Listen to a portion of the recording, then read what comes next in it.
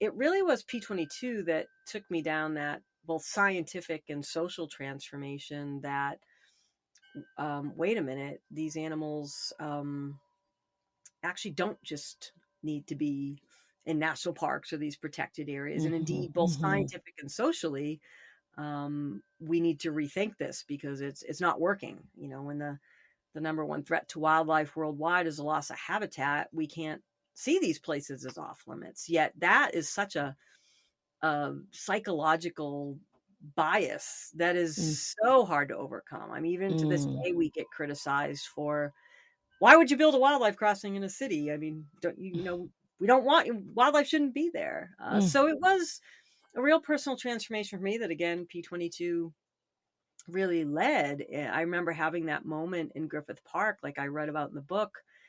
Jeff Sikich has taken me out for the day. He's since become a really good friend. We both laugh about this moment, and he's, showing me Griffith Park. I had never been there, and I'm just at first was aghast, like, wow, my God, he just doesn't belong. I mean, there's pony rides and cyclists and golf. But then he's explaining to me all these challenges that P22 faced and the other cats in the study. And I remember to this day having that real epiphany of, well, wait a minute, if he's got no other choice, then who am I to judge? I mean, this is mm-hmm, good enough for him. And then it led me down the road of learning more about the science of that. And indeed that this whole, scientific notion that these islands of habitat, which I was taught, back in my 30 years ago in my, biology education, that, you put aside a national park and you keep the people in one place mm-hmm. and the animals in the other, that actually was wrong, that you needed connected landscapes. So